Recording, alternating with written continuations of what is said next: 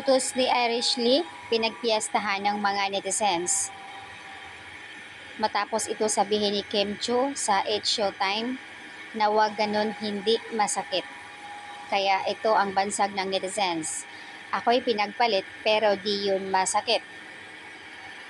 At pinagtabi ang photos ng dalawa, Kim Chiu and Irish Lee. Nakakatuwa naman itong mga netizens. Grabe. Ayon pa sa karamihan, Sian, di ka magsisi sa pinili mo. May lola ka na, may yaya ka pa, at may tita ka na. Pinagpalit kay long hair na Smokey Manaluto. Congratulations, Kimi. Have been blessed to be freed finally from the loser, and your future is looking bright and heavenly happy. Nandito ang mga fans mo para sumuporta sa'yo. Kung deserve ni Sian Lim para kay Irish Lee, magsama sila. Kiber mo sa kanila.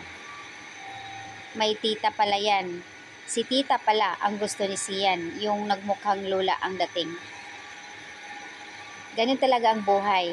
Pag mabait ka, hindi ibibigay ng Panginoon ang hindi karapat-dapat sa'yo. Buti nga, naghiwalay sila. Kasi kung talagang sila magkatuluyan, baka ang lahat ng ipundar ni Kim, ewan ko lang. Yung babaeng sinaktan, pinagpalit, nakakatulong sa kanya. Yan ang nababagay kay Sian Lim. Kasi nagmukhang lola. Buti naghiwalay na sila ni Kim Chiu. Deserve ngayon ni Kim na magiging happy. Mabuti na lang din at mayroong isang taong andyan sa tabi ni Kim na kung saan noon ay nakaramdam ng sakit. May pinagdaanan si Kimi, pero nandyan si Paulo Avellino to support. Grabe. Super pretty lang naman talaga ni Kim, kaya nasa kanya na ang lahat. Pero depende lang talaga sa isang lalaki kung makapagpahalagaan ng totoong mahal hanggang dulo. Sana si Paulo Avellino na yun, ang true love ni Kim.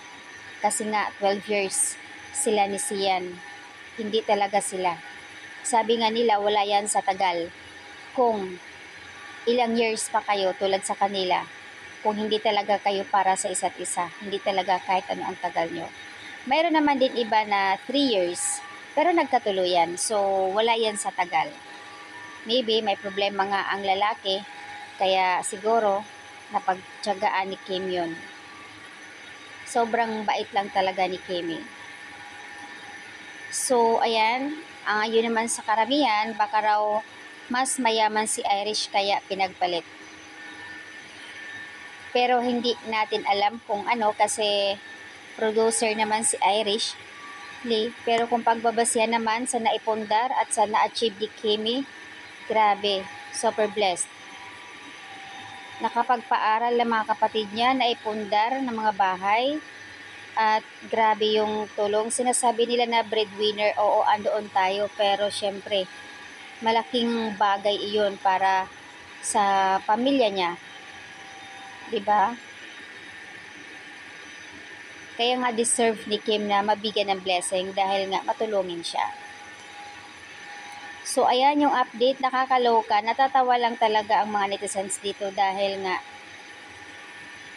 tinawag na yaya, lola, at tita ang girlfriend ngayon ni Sian Lim. Deserve para daw yan kay Sian, bagay sila.